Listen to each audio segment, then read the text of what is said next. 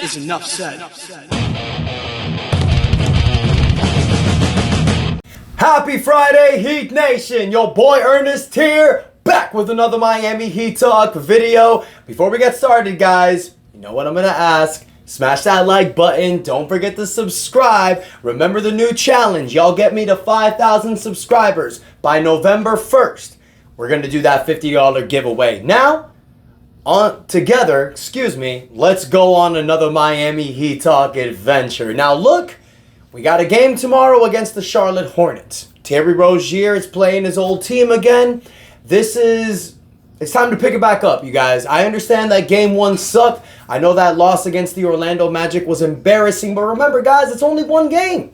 All right, we got 81 more games to go. If we start being negative and pessimistic now, what's the mindset going to be for the rest of the season? Now, I saw the last video. I saw a lot of you in the comments saying that this team is ass, that this team has already failed. I mean, look, guys, I understand the frustration. I get it. Believe me, I'm a Heat fan just like y'all. I mean, look at this freaking room. I bleed Miami Heat colors. I've been a Heat fan since I was a little boy. And one thing that I've learned about this Miami Heat team, don't give up on them. Don't quit. 2006, we were down 0-2. Did we quit? No. We came back and won the NBA championship. In 2011, when we lost, people were getting ready to trade Chris Bosh, get Dwayne Wade out of here, get LeBron. This failed. Won 2 straight championships after that. In 2023, we were a play-in team. A lot of people were saying we should have lost to Chicago to get the 14th pick. We shocked the world as an 8th seed going to the NBA Finals.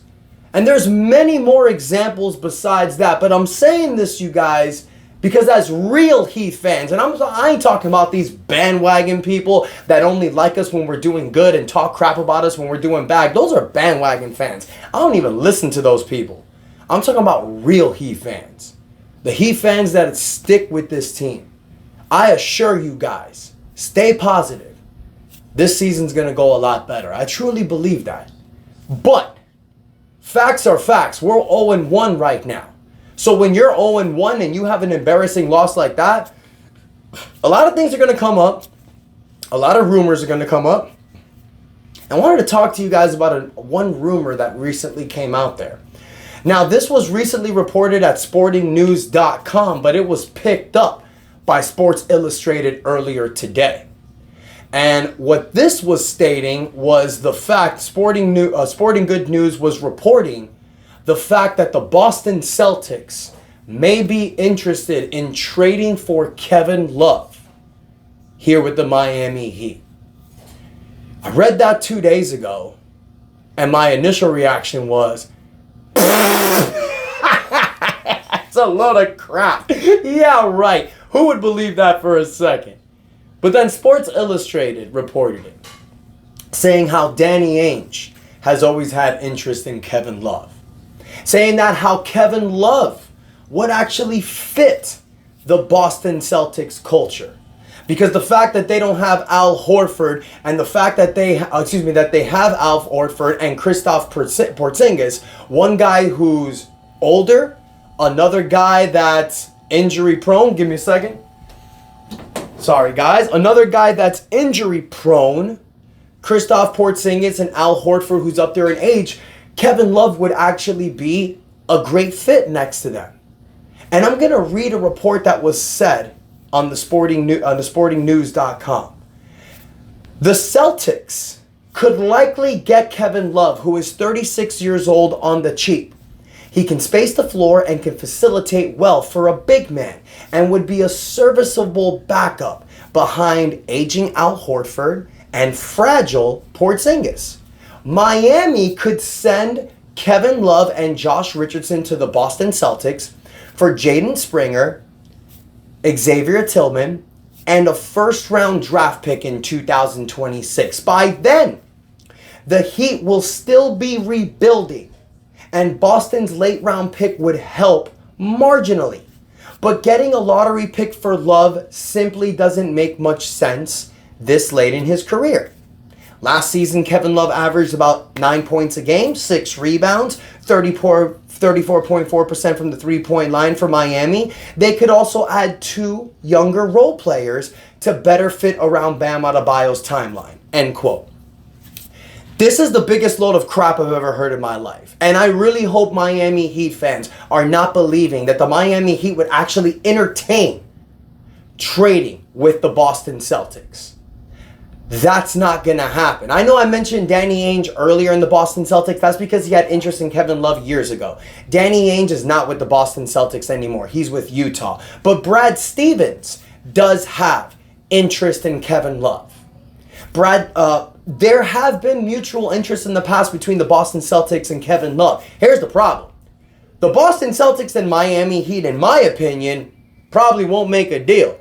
Too much rivalry that goes on between both organizations. But even on top of that, why the hell would the Miami Heat make this trade? Now, I'll be honest with you guys. Yeah, getting a 2026 first-round draft pick sounds nice. And you know what we do with late-round draft picks, i.e. Nikola Jovic recently. But if you ask me, you guys, this is not a trade that the Miami Heat should entertain. The only way this trade makes sense is if in Game 1 against the Magic, Kel'el Ware came off the bench and gave you 20 points, 10 rebounds, 3 blocks, and dominated. But he didn't play. Thomas Bryant played, and he was mediocre at best. So the Miami Heat are going to need Kevin Love, especially the first half of the season. He's really going to help out. I think Kel'el Ware is going to be able to provide more, but later on in the season. Right now, he's still a little raw. He's not playing out there because I think Spo just feels like that he hasn't gotten the game plan set right. Yes, he can rebound. Yes, he can block shots throughout the crowd. Yes, he can hit the three-point shot occasionally. Yes, he's a great lob threat. But I'm sure that there's defensive reads, mismatches, certain things that he's not picking up on yet. Believe me, Heat fans, there's no reason the Miami Heat would have drafted this guy at 15 just to keep his ass on the bench. This is why Jaime Jaquez got play immediately, y'all. He was a 4-year player from UCLA. He knew the system. He was ready to go, but then there was a lot of injuries. Caleb Martin and Haywood Highsmith weren't playing, so Jaime Jaquez was just given his role. He succeeded, stepped up. Kel'el Ware needs to be ready. He needs to get his body right. He needs to be ready because when Kevin Love and Thomas Bryant can't play, you best believe Kel'el Ware's number is going to be called. And then when his number's called, I think he will dominate. Now let's talk about these 2 players, Xavier Tillman and Jaden Springer. Young players, fine. Can help in a rebuilding system, fine. Xavier Tillman last year averaged 4 points a game, 3 rebounds, 28% from the three-point line. Jaden Springer, 2.1 points a game, 18% from the three-point line. The only thing that shows a meek of interest is that first-round draft pick. Sure, trading Josh Richardson and Kevin Love and getting a future first-round draft pick, I'm all for that if we're rebuilding. Josh Richardson and Kevin Love are 2 veteran players that can definitely help you, especially towards the mid part of the season.